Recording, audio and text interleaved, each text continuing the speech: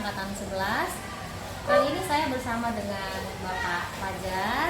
Beliau adalah guru sosiologi. Kelas berapa Pak Fajar? Kelas 10 dan kelas 11. Oh, kelas 10 dan kelas 11. Baik. Assalamualaikum Pak Fajar, apa kabar hari ini? Waalaikumsalam, Bu Asri. Baik.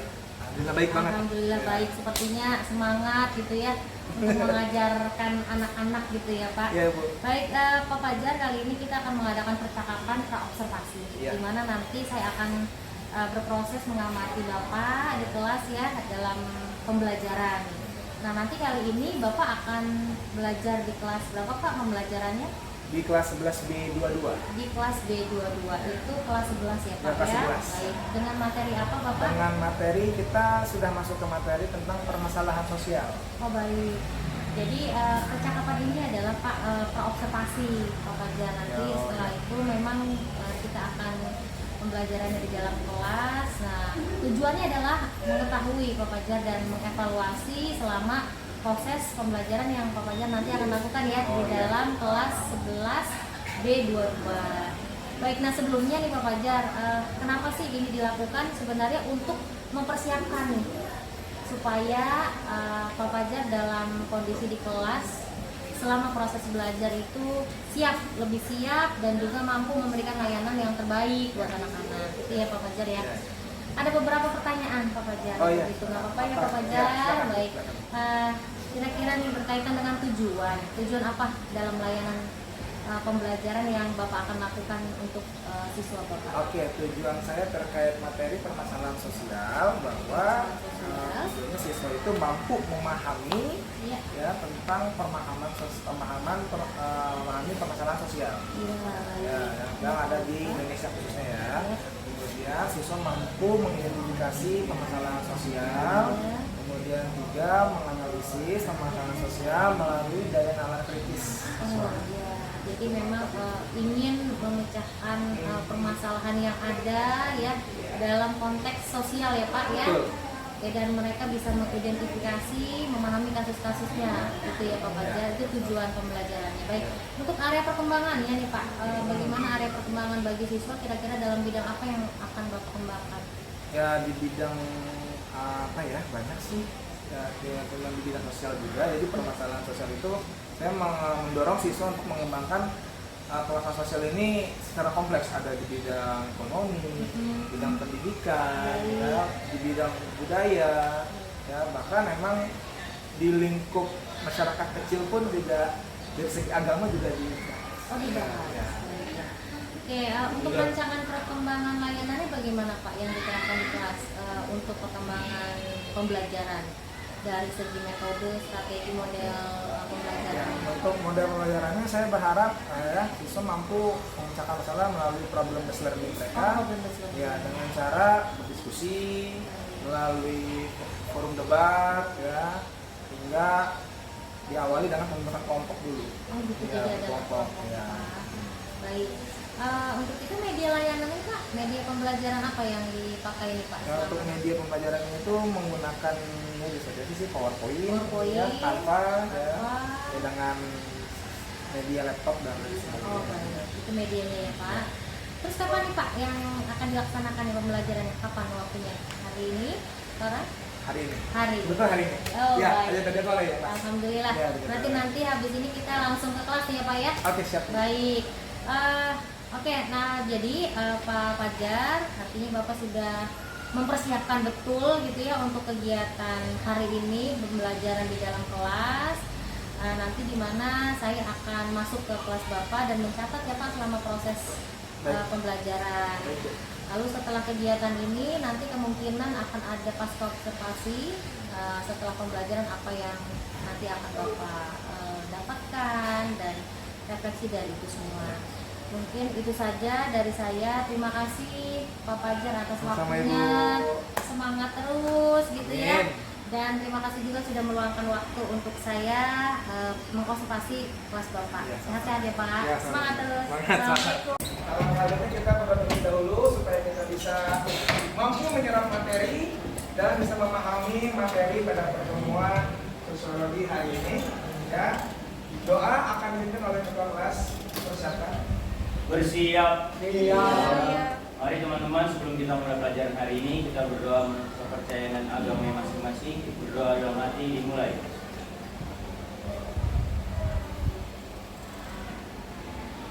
Berdoa selesai. Memberi salam. Assalamualaikum warahmatullahi wabarakatuh. Assalamualaikum warahmatullahi wabarakatuh. Terima kasih ya, bagian. Oke, Bapak mau absen dulu. Kira-kira siapa aja yang hari ini hadir dan siapa aja yang hari ini tidak hadir. Ya.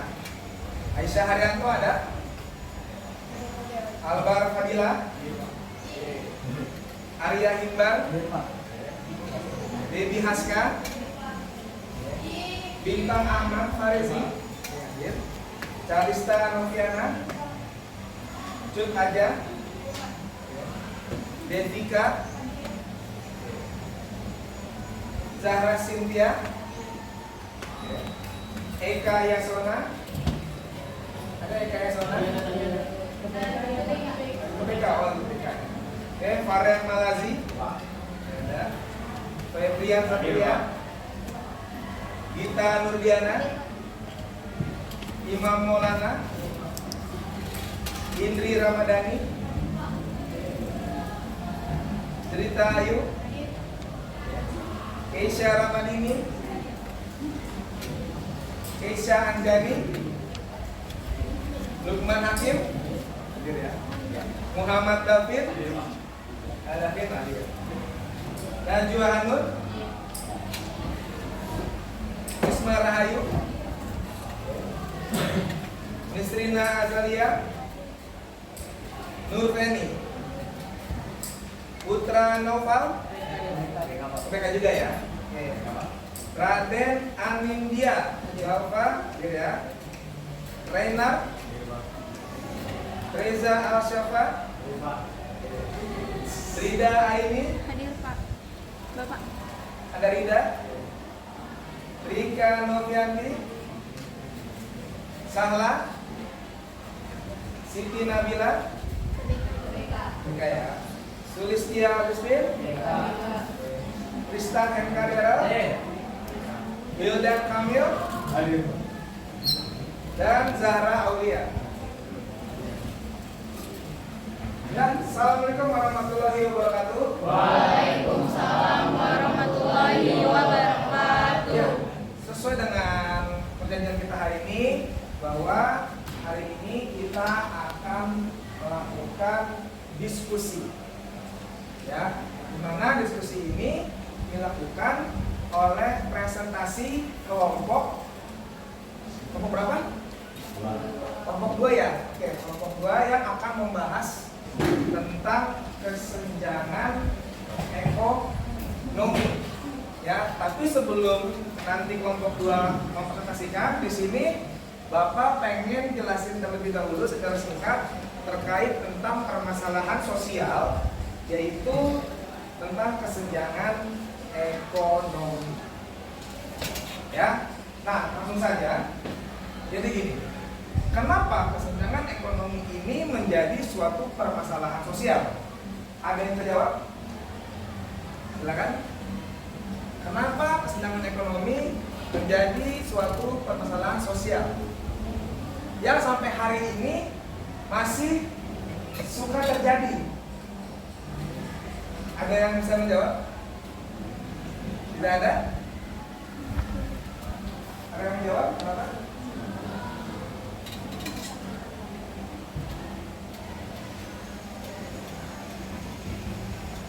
Oke, tentang kesenjangan ekonomi. Ya, benar. Oke, kira-kira kenapa kesenjangan ekonomi ini masih menjadi sebuah permasalahan sosial? Jadi kesenjangan ekonomi ini masih dalam permasalahan sosial karena dalam kesenjangan ekonomi ini tentunya masih banyak perbedaan-perbedaan kasta. Misalnya nih ya, kalau misalnya dalam satu pekerjaan itu ada namanya kesenjangan ekonomi akibat ketimpangan gender. Jadi karena ketimpangan gender ini, misal wanita ditempatkan posisinya itu direktur, gajinya pasti berbeda dengan laki-laki yang ditempatkan posisinya sebagai direktur. Gitu. Otomatis lebih tinggi gaji laki rata-rata. Oh, berarti fokusnya pada persoalan timpangan ya, timpangan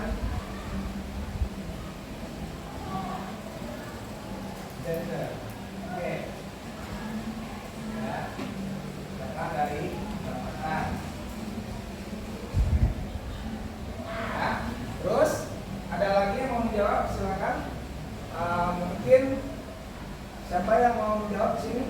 Silakan Satria. Kenapa kesenjangan ekonomi menjadi permasalahan sosial sampai hari ini di Indonesia?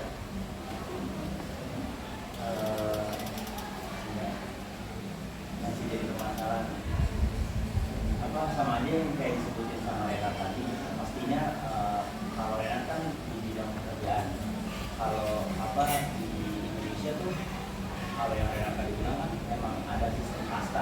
Jadi masih aja kalau di Indonesia itu masyarakat di Indonesia pasti terutama yang kastanya terbawah pasti dia akan merasa kesenjangan karena ditambah lagi juga Indonesia memiliki apa ya kayak UMR ya, dari UMR itu yang cukup kecil. Jadi untuk masyarakat yang kastanya terbawah tuh untuk mencukupi hidupnya itu masih kurang. Jadi menurut saya kesenjangan itu tetap itu sangat terlihat jelas dari apa dari patokan gaji UMR itu bagi kasta terbawah karena untuk mencukupi hidupnya, apalagi yang misalkan dia masih belum bisa mencukupi kebutuhan hidup juga pakai gaji UMR itu karena masih ada utang atau cicilan lain yang belum dibayar. Bagus ya pertanyaannya ya, luar biasa ya. Nah jadi kesenjangan ekonomi itu memang berangkat dari yang namanya sebuah ketimpangan pendapatan atau ketidaksetaraan. Ya, yang artinya gini, bahwa tentu kalau kita berada di masyarakat, ya, kita pasti mempunyai yang namanya sebuah sistem kasta, ya. Dan dari mana sistem kasta ini nanti akan mempengaruhi yang namanya tentunya kelas sosial. Nah, kenapa ada kelas sosial? Karena di masyarakat itu kita mempunyai perbedaan status, ya, mempunyai perbedaan status. Nah, serta dari ini nanti akan merambah kemana-mana. Jadi dan perbedaan status itu nanti akan menjadi sebuah perbedaan profesi. Nah, ini mencakup tentang pekerjaan yang otomatis nanti akan berfokus pada sebuah pendapatan.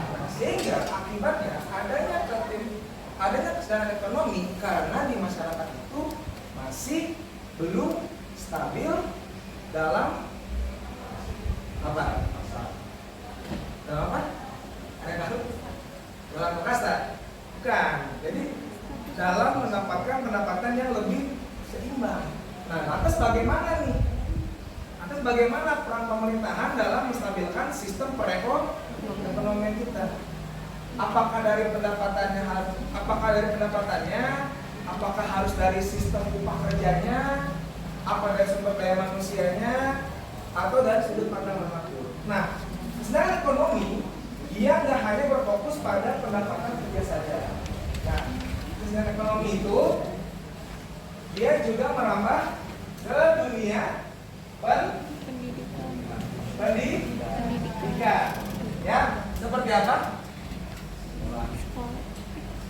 Akses, ya, akses dan sarana-prasarana yang ada di sekolah. Nah, maka dari itu permasalahan kesenjangan ekonomi masih menjadi permasalahan sosial di Indonesia pada hari ini.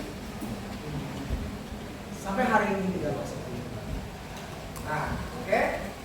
Sekarang saya ingin mendengarkan, ya, atau kita semua di sini ya, mendengarkan hasil presentasi yang akan dibawakan oleh kelompok 2, yaitu tentang kesenjangan ekonomi. Biar lebih lagi gimana? Nanti masing-masing kelompok itu harus berdiskusi, ya, harus berdiskusi, oke? Dan harus ada yang namanya tanya jawab, oke? Mungkin langsung aja dipersilakan kelompok 2 untuk melakukan hasil presentasinya.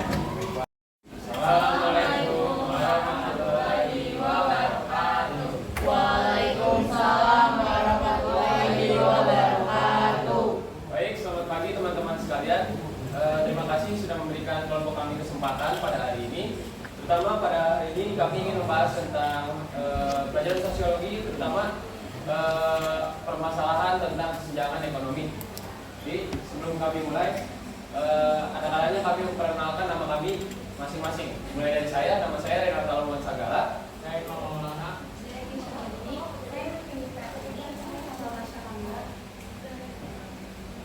Baik, sebelum kita masuk ke permasalahan inti permasalahan, ada kalanya kami ingin menjelaskan tentang latar belakang kesenjangan ekonomi ini. Bisa dibantu jelaskan? Baik, tujuan terbangun kesenjangan ekonomi itu adalah sebagai merupakan perbedaan atau bisa disebut seperti ketidakseimbangan antara kekayaan, pendapatan atau akses terhadap sumber daya ekonomi antara individu, kelompok atau wilayah dalam suatu masyarakat atau negara.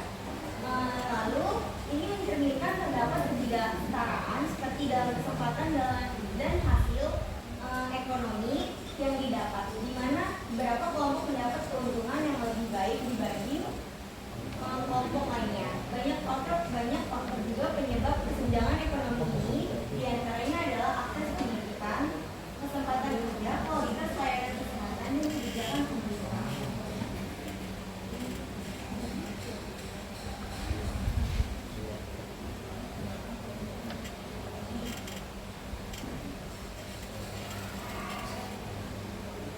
Oke, lanjut. Kita akan membahas tentang tujuan pembahasan presentasi kita pada kali ini. Bisa dibantu jelaskan tujuan pembahasannya? Pembahasannya di sini ada definisi kesenjangan ekonomi. Yang pertama akses pendidikan, kedua kesempatan kerja atau ketidaksetaraan dalam kesempatan kerja. Mengatur perbedaan upah antara kelompok masyarakat berdasarkan jenis kelamin. Terus yang ketiga ada kualitas layanan kesehatan. Akses terhadap layanan kesehatan dan kualitas seringkali tidak merata. Yang keempat kebijakan pemerintah. Kebijakan fiskal, regulasi yang tidak berpihak pada distribusi.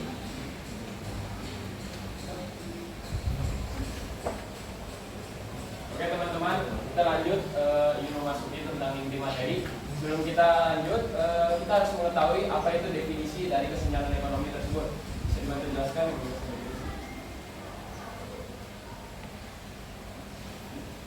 Jadi definisi kesenjangan ekonomi adalah seperti perbedaan yang mencolok dalam distribusi kekayaan, pendapatan atau akses terhadap sumber daya ekonomi antara individu, kelompok, atau wilayah dalam suatu masyarakat atau negara. Lalu ini mencerminkan ketidakseimbangan yang terjadi dalam hal kesempatan untuk memperoleh kekayaan dan hasil ekonomi, di mana sebagian kelompok atau individu menikmati keuntungan yang lebih besar dibanding dengan yang lainnya. Ketidaksetaraan ini itu dapat dibanding dengan yang lainnya, seperti berkaitan dengan pendapat, tapi juga dengan akses terhadap Oke, lanjut. Di sini ada faktor penyebab dari kesenjangan ekonomi secara luas atau bisa kita sebut secara general. Dibantu jelaskan.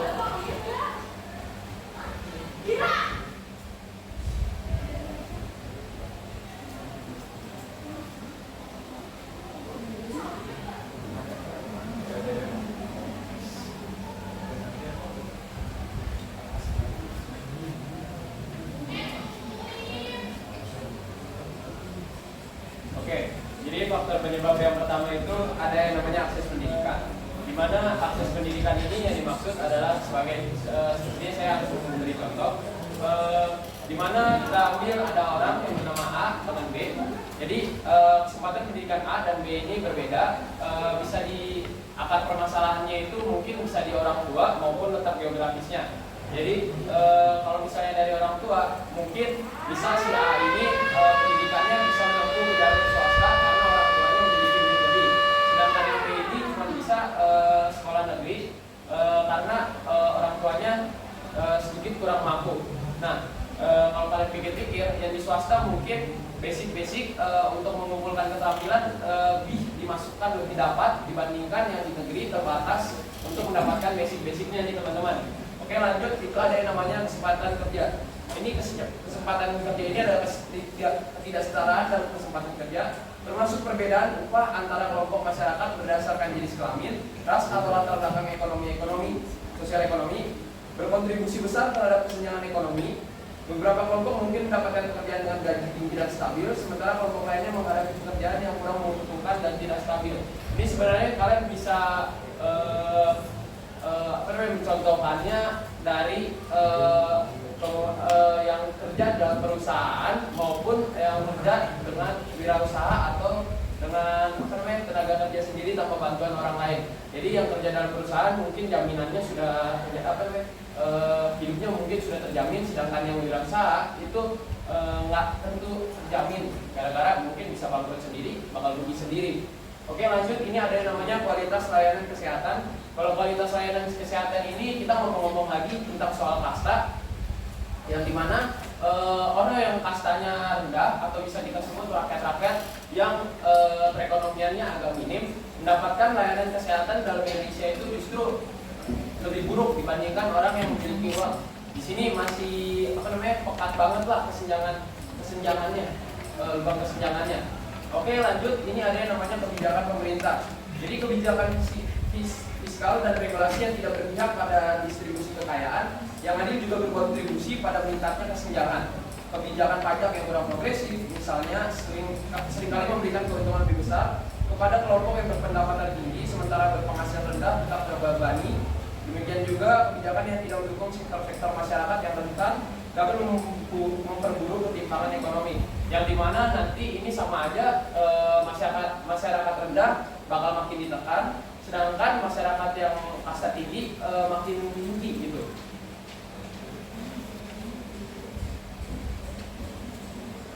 Oke, kita lanjut ke karakteristik masalah sosial.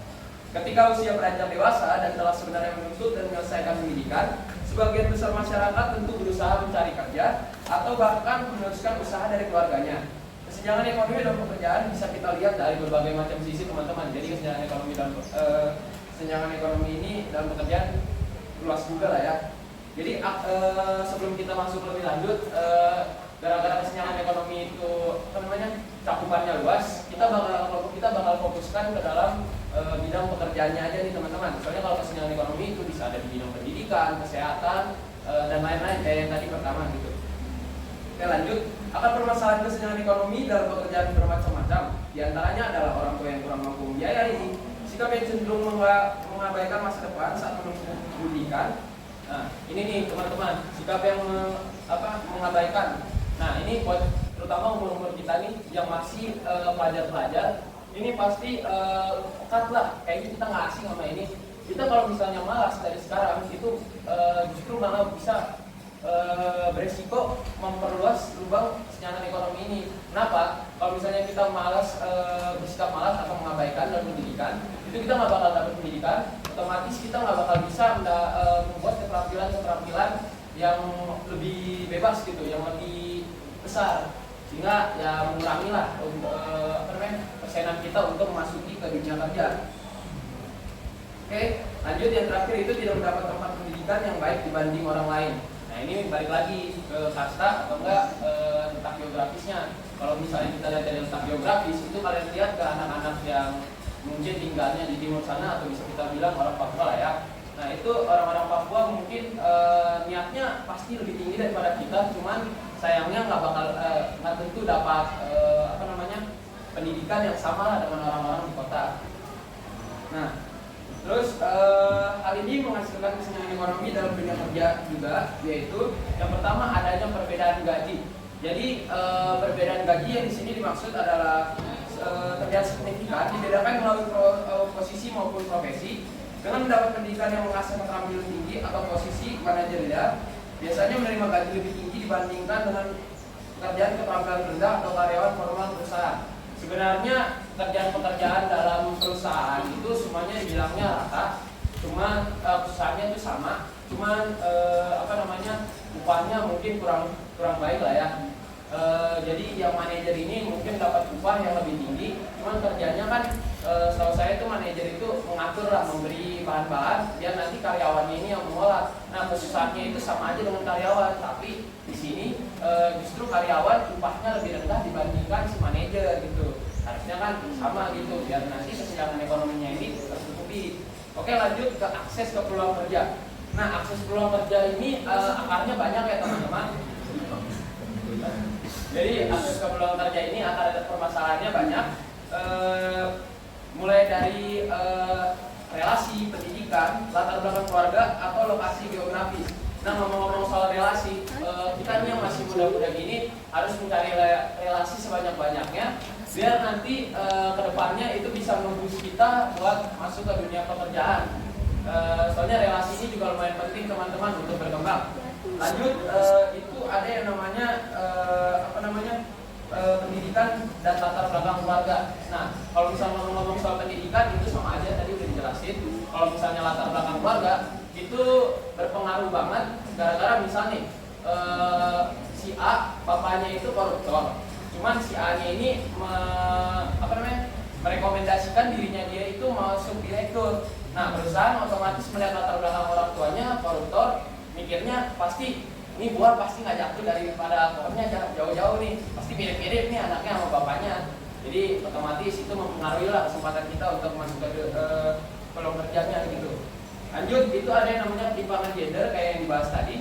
Itu adalah kesenjangan ekonomi dapat dilihat jelas juga dari adanya perbedaan gender, di mana perempuan seringkali menerima gaji yang lebih rendah dibandingkan laki-laki untuk profesi ataupun kerjasama. Belum lagi perempuan seringkali memiliki akses yang terbatas dalam menggapai kesempatan posisi kepemimpinan atau peranan di perusahaan. Sekali lagi saya tekankan kalau misalnya di Indonesia ini yang namanya gender equality itu belum terlalu terwujud banget ya teman-teman.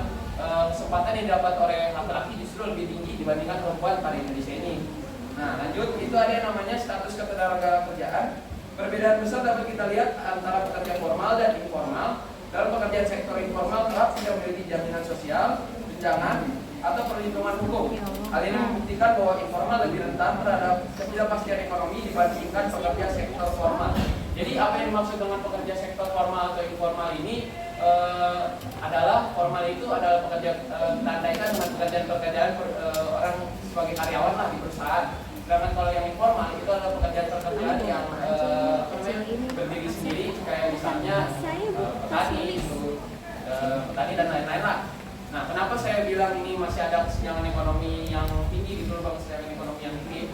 Dimana kalau misalnya si sektor formal ini jaminannya itu jaminan sosial, tunjangan, alat perlindungan hukumnya itu udah terjamin gitu.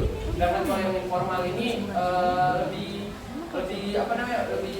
mengalami ketidakpastian ekonomi lah dibandingkan pekerja sektor informal.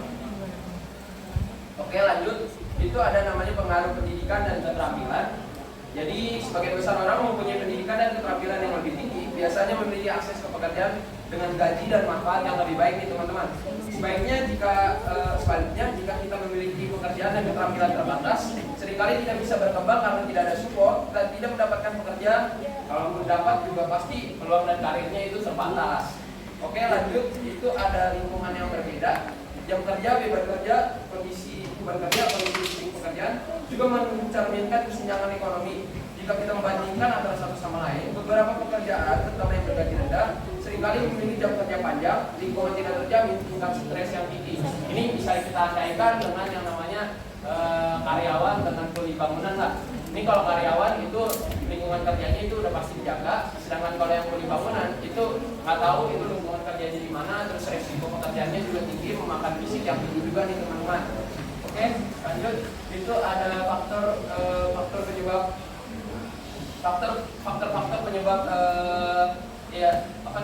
kesenjangan ekonomi dalam dunia pekerjaan gitu. Itu yang kita bahas. Yang pertama itu ada akses untuk peluang kerja, tadi udah sama aja dijelasin. Terus ada pendidikan dan keterampilan individu, diskriminasi di tempat kerja. Nah, diskriminasi di tempat kerja ini masih sering kita temukan ya teman-teman. Kayak misalnya entah itu diskriminasi ras, agama, maupun kelamin dan status sosial itu.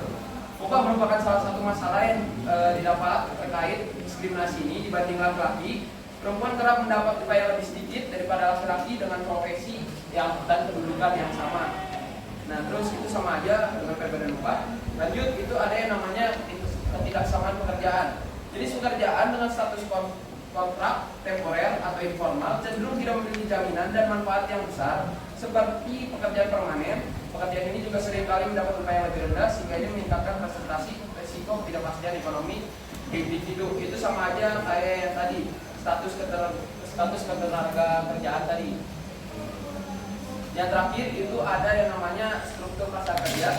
Jadi dominasi sektor-sektor tertentu dalam struktur pasar kerja tidak dapat tidak padat karya atau lebih mengandalkan teknologi dibanding manusia, menyebabkan kurangnya peluang bagi pekerja dengan keterampilan rendah. Tentu memperlebar kesenjangan antar golongan berpenghasilan tinggi dengan yang rendah. Jadi yang namanya pengangguran pasti bakal berkembang biak gara-gara sekarang itu udah didominasi apa yang namanya robot, AI atau teknologi-teknologi yang terbaru buat menggantikan tenaga kerja manusia gitu, biar nanti hasilnya juga lebih sistematis. Oke, mungkin itu aja. Lanjut kita bakal bahas tentang isu dan berita terkini.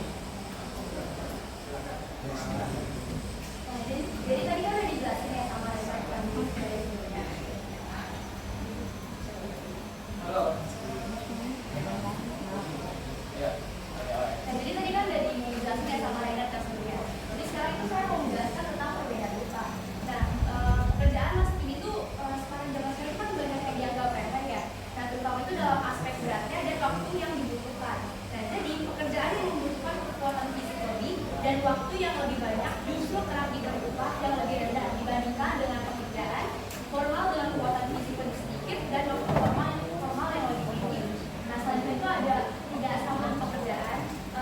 Jenis pekerjaan dalam status kontrak, temporer atau informal itu cenderung tidak memiliki jaminan dan manfaat yang besar seperti pekerjaan permanen. Pekerjaan ini juga seringkali mendapatkan upah yang lebih rendah, sehingga ini meningkatkan presentase resiko ketidakpastian ekonomis seorang individu. Nah, yang selanjutnya itu yang terakhir itu ada struktur pasar kerja. Nah, dominasi sektor-sektor tertentu dalam struktur pasar kerja itu yang tidak padat karya atau lebih mengandalkan teknologi dibandingkan manusia. Nah, menyebabkan kurangnya peluang bagi pekerja dengan keterampilan rendah.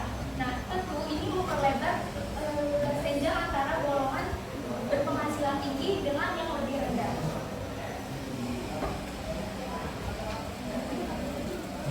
Oke, lanjut teman-teman. Ini ada isu dan berita yang bakal dibahas tentang kesenjangan ekonomi ini. Bisa dibantu aja, Imam. Pengangguran di Kota Bekasi meningkat dari 8,30% pada 2019 menjadi 10,68%, terutama akibat pandemi COVID-19. Pandemi ini melemahkan daya beli masyarakat, menurunkan produksi dan menyebabkan banyak perusahaan terpaksa melakukan PHK. Selain itu, masalah ketidaksesuaian keterampilan tenaga kerja dengan kebutuhan pasar kerja dan rendahnya minat masyarakat untuk menjadi wirausaha terus mendukung situasi ini. Untuk mengatasi hal ini, Pemerintah Kota Bekasi berupaya menciptakan lapangan kerja baru melalui pengembangan sektor industri.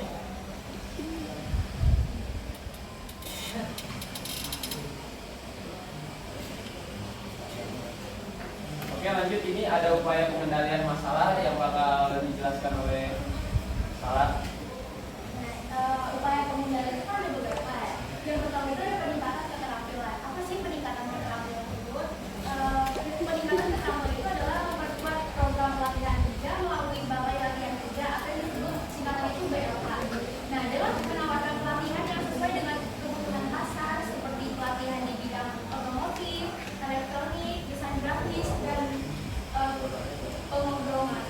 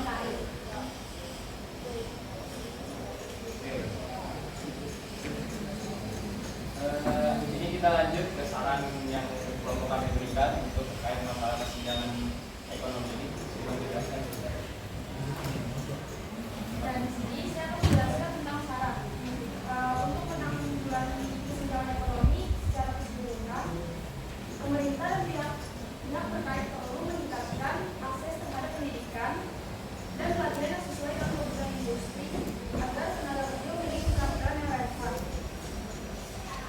Selain itu, memfasilitasi kewirausahaan melalui program pelatihan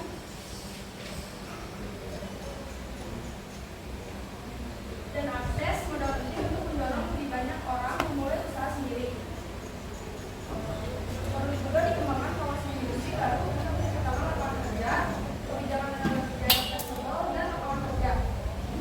Kebijakan tenaga kerja yang fleksibel dan kolaborasi antara sektor swasta, pemerintah, dan lembaga pendidikan akan memastikan terciptanya kesempatan kerja yang lebih merata dan adil. Lalu di sini juga ada kesimpulan.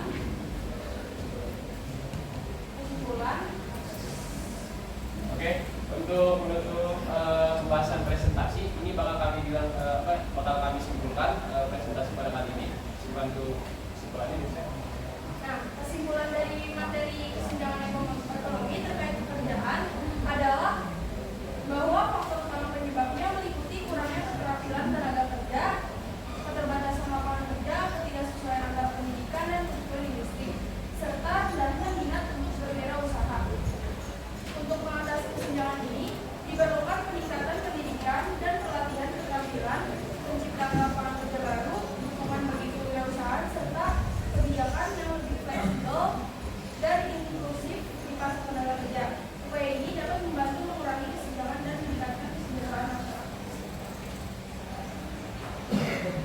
Oke, sebelum kami menutup presentasi pada kali ini, ada kalanya bagi teman-teman sekalian yang masih bingung soal presentasi pada hari ini atau masih pengen dijelaskan ulang, boleh bertanya. Kita bakal bagi Untuk sesi pertanyaan, ya, kelompok ini membagi tadi dibuka untuk 3 orang saja, ya, 2 orang tanya, silakan ya. 2 orang tanya. Oke, pada sesi pertama kita bakal ambil 3 orang. Dulu biar dihitung aja. Cepetan ya.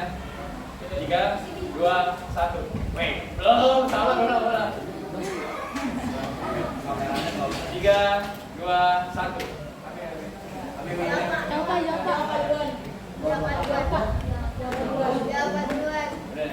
Ada 2 sesi pertanyaan. Tadi yang dapat Baby, Dika sama Dalu. Oke, mulai dari Baby dulu. Apa pertanyaan Baby? Bisa depan aja.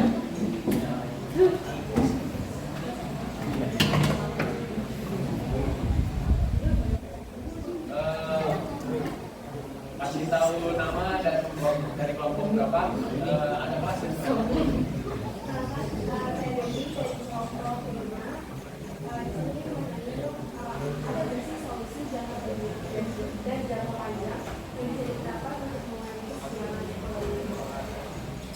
Terima kasih Bimo. Lanjut.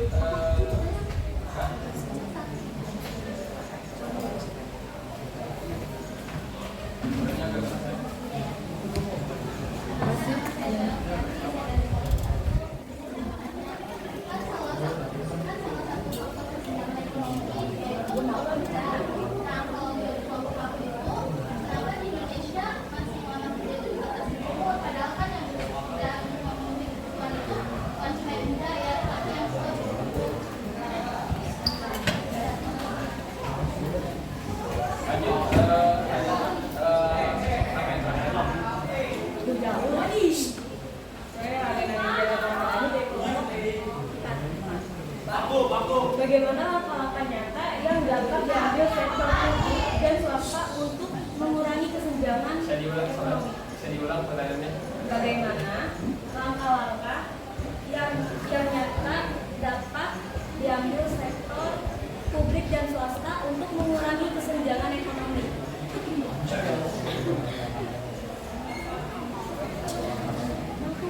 Diambil sektor apa tadi? Sektor publik dan swasta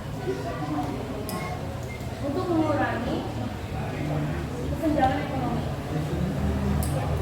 Oke, baik teman-teman, untuk pertanyaan sesi pertama ini kami cukupkan dulu. Izinkan kelompok kami di waktu kelompok kami untuk berdiskusi ya teman-teman. Ini sudah materi pertama materi hari ini. Mudah-mudahan apa yang kalian dapatkan pada materi hari dan kita bisa memahami sepenuhnya, dan mudah-mudahan untuk presentasi selanjutnya bisa lebih dilancarkan lagi ya. Dan terima kasih untuk kelompok 2 yang sudah melakukan presentasi materi tentang kesehatan ekonomi dengan sangat baik ya. Saya ucapkan Assalamualaikum warahmatullahi wabarakatuh. Alhamdulillah. Alhamdulillah. Pak Fajar, bagaimana nih Pak Fajar? Kita ketemu lagi Ya, Ibu. untuk pasca observasi kegiatan tadi di dalam kelas. Ya. Bagaimana Pak Fajar untuk perasaan yang Bapak rasakan saat ini setelah pembelajaran selesai nih Pak? Gimana? Jujur ya, perasaan saya itu deg-degan ya. Deg-degan. Deg-degan tuh, sekarang deg-degan itu nervous ya, belajar mengajar siswa disoroti kamera. Yang biasanya kan, saya kan orangnya ya suka ini ya, Iya. gitu aja gitu kan. Improv aja gitu. Ini sepertinya kayak, aduh, saya ngomong apa nih, nggak boleh salah nih. Iya, sama saya berusaha adaptasi, dan akhirnya saya bisa menangani itu dengan cara mengajarnya. Gitu. Ini cuma lebih kayaknya sih lebih ke awalnya deg-degan aja sih sebenarnya. Jadi itu mungkin ada efek karena adanya supervisor gitu ya, atau Iya. observer gitu ya Iya, Pak ya? bisa jadi sih, bisa jadi. Oke. Terus baik Pak Fajar. Terus bagaimana nih Pak Fajar yang sudah terlaksana tadi? Apakah sudah sesuai dengan harapan Pak Fajar dari metodenya, strategi dan sebagainya dalam pembelajaran? Untuk menurut saya ya sudah sesuai yang apa yang saya inginkan, dengan dimana mereka mampu menggali keaktifan dengan saya tanyakan beberapa pertanyaan ya terkait permasalahan sosial, yaitu tentang hari ini tentang kesenjangan ekonomi ya. Mereka sudah cukup paham, cukup mengerti, dan mereka sudah mampu lah menganalisis melalui kasus yang ada di ruangan tersebut. Alhamdulillah ya Pak, jadi sudah sesuai. Lalu kira-kira nih Pak, selama pembelajaran tadi adakah hambatan yang Bapak rasakan? Ada sih hambatannya, mungkin dari segi ini ya, dari segi kesiapan aja ya. Kesiapan. Dari segi kesiapan, dimana mungkin ya saya belum bisa memasuki kasusnya dulu nih, sehingga nanti biar mereka ini tahu apa yang mau dibahas, sehingga saya langsung bisa kelewatan kelompok presentasi. Mungkin lebih ke situ aja sih. Dan hambatannya mungkin juga dari segi anak-anaknya ya, yang mungkin ada beberapa parts yang masih malu-malu gitu ya. Gitu ketika saya minta menjawab tanpa harus saya tunjukkan gitu. Iya, baik. Hambatannya juga lebih ke situ. Terus kalau hambatan itu terjadi menurut Pak Fajar nih, bagaimana Bapak kenapa hambatan itu tuh bisa terjadi? Ya karena mungkin ya materinya mungkin agak sedikit kompleks ya. Sedikit kompleks ini, jadi sehingga mereka bingung nih mau ngawal dari mana nih, mau ngebahas yang mana nih, apakah dari pendidikannya, apakah dari segi pekerjaannya. Ternyata dari presentasi kelompok yang sudah dipresentasikan, mereka membahas pekerjaannya, sehingga akhirnya mereka mungkin agak kesulitan untuk mengawal dari mana sih pertanyaan yang baik gitu. Nah, masih malu-malu sih, masih kurang improvisasi aja sih. Kayak gitu, improv. Dan dari segi pematerinya juga hamatannya ya masih ada yang baca-baca, terlalu textbook gitu juga. Mungkin saya menekan, mungkin itu yang bukan jadi harapan saya. Yang bukan jadi harapan saya seperti itu. Ternyata dari improvisasi mereka mungkin agak sedikit miss. Oke, baik. Berarti dari hambatan itu bisa menjadi pembelajaran ya Pak Fajar untuk Bapak apa nih yang disiapkan untuk tindak lanjut selanjutnya dalam pembelajaran? Untuk tindak lanjutnya ya, pertama saya jelas mempersiapkan mempersiapkan semacamnya modul ajar gitu juga ya. Terus yang kedua ya sambil ini ya berjalan untuk mungkin melatih public speaking kali ya. Iya, dan improvisasinya bagaimana sih improvisasi yang bagus, nah menurut Facebook. Terus yang ketiga terkait pemahaman informasi-informasi media-media berita yang itu mereka harus bisa paham literasinya gitu. Jadi biar yang ini saya akan mempersiapkan banyak informasi aja lah gitu. Ya, berita-berita. Mungkin dari mana informasi yang Ya dari media-media, dari berita, koran-koran, dari internet, semua kita sumber belajarnya. Oke, dari itu semua Pak, terima kasih Pak Fajar untuk waktunya bisa saya observasi di kelas, dan menurut saya kita menanggapi tentang pembelajaran yang Pak Fajar sudah lakukan tadi sudah baik, Artinya mungkin tinggal memaksimalkan lagi Pak Fajar Ya. dari segi hambatan-hambatan yang terjadi gitu ya. Dari saya terima kasih banyak untuk hari ini ya Pak Fajar ya. Masih sama-sama. Dan mungkin kedepannya tetap semangat terus Iya, Bu. memberikan yang terbaik buat anak-anak Bapak gitu ya. Dan kira-kira rencana yang Bapak tadi ingin lakukan ditindaklanjut kapan Pak ingin diwujudkannya?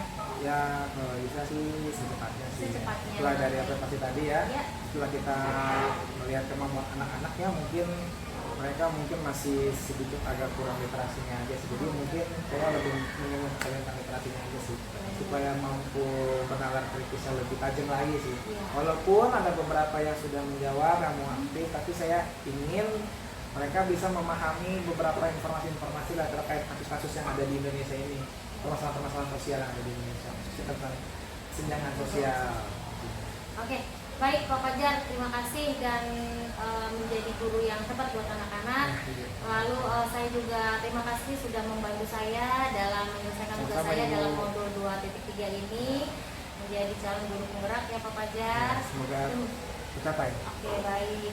Demikian kegiatan ini dalam aksi nyata modul 2.3 tentang coaching supervisi akademik, mulai dari percakapan observasi dan pasca observasi. Demikian, assalamualaikum warahmatullahi wabarakatuh. Waalaikumsalam warahmatullahi wabarakatuh.